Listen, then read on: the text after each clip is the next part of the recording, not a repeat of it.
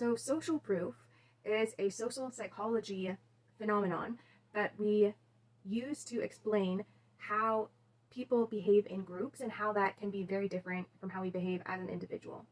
So how this works is that humans look to other people for clues about how we should behave, how we should respond, whether things are normal or not. And we rely on other people to inform our response. And we do this even more in situations where we feel unsure or uncertain. So, what this leads to is us staying quiet in situations that are uncomfortable, we feel like something's off, because we assume, based on the way that everyone else is acting, that this must be normal and we just must be missing out on a vital piece of information, or there's something that we're not understanding. And we don't want to raise that flag and potentially threaten our membership in this group or in the setting, or look like an idiot, or make people think that we're not very smart.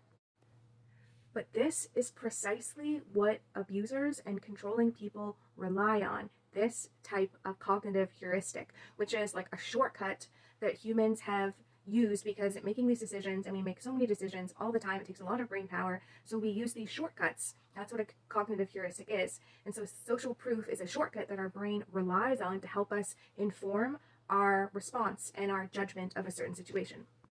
And this is precisely why abusers and controlling high demand cult leaders use this tactic and pair it with intense suppression of any kind of dissent, any kind of doubt, any kind of criticism, because those two things, they feed each other and they strengthen the power of social proof.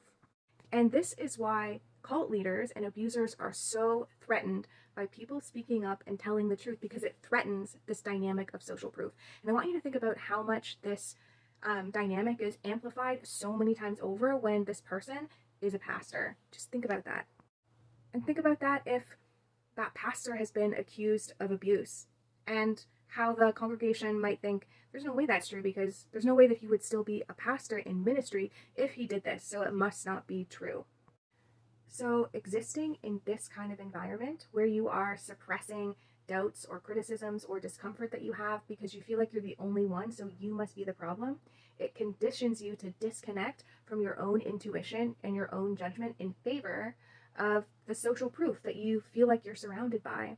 And this is why so often when someone has been exposed for being abusive or controlling, you have all these people who say, I thought I was the only one. And it's that dynamic that protects the abuser. And this is where thought and behavior control can really take root, because the longer that you're in this type of group, and the longer that the connection and belonging as part of a group strengthens, the more that you buy in psychologically to the leader and their ideology, the more that your exit costs increase, the more you will disconnect from your true authentic self and your discernment and your ability to trust what you believe is reality. And this is a very dangerous place to be. So I hope this illustrates for you how it does not take much to be drawn into these types of groups that condition you over time to shut down your own critical thinking and your own intuition and to just go with the group. It's part of our human nature, and a lot of times it protects us, but it's also something that abusers will weaponize.